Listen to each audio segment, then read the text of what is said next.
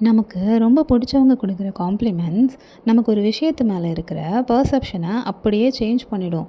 அந்த மாதிரி ஒரு சேஞ்ச் வந்தது தான் எனக்கு இந்த எல்லோ கலர். முன்னாடியெல்லாம் எல்லோ கலர் போட்டா, "என்ன எல்லோ கலர்ல ட்ரெஸ் போட்டிருக்க?" அப்படி கேட்பாங்களா, அதனால நான் நெறைய எல்லோ கலர் அப்படியே அவாய்ட் பண்ணிட்டேன்.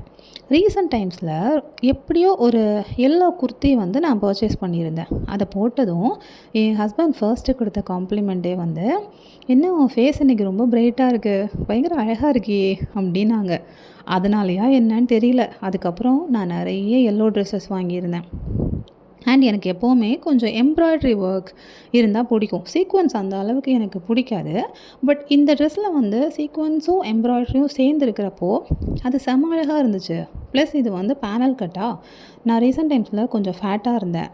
அந்த டைம்ல நான் 2 விஷயம் என்னோட ட்ரெஸ்ஸிங்கில சேஞ்ச் பண்ணேன். ஒண்ணு வந்து நான் ஸ்லிட்டட் பேட்டர்ன் கொஞ்சம் அவாய்ட் பண்ணேன். ரொம்ப இல்ல, கொஞ்சம். அண்ட் பேண்ட் வந்து லெக்கிங்ஸ்க்கு பதிலா காட்டன் பேண்ட் போட ஆரம்பிச்சேன். இது 2மே நான் அந்த டைம் கொஞ்சம் ஃபேட்டா இருந்ததுனால, எனக்கு இன்னும் கம்ஃபர்டபுளாவும் இருந்தது, கான்ஃபிடென்ட்டாவும் இருந்தது. அதுக்காக சேஞ்ச் பண்ணிக்கிட்டேன். இந்த ட்ரெஸ் வந்து ரொம்ப அழகா இருக்கும். நம்ம போட்டா அண்ட் ஈவினிங் பார்ட்டீஸ்க்கெல்லாம் போடும்போது இன்னும் அழகா இருந்தது. இன்னைக்கு என் பக்கத்து வீட்ல ஒரு பர்த்டே ஃபங்க்ஷன். அதுக்கு தான் ரெடி ஆயி கிளம்பிட்டுருந்தோம். உங்களுக்கு இந்த ட்ரெஸ்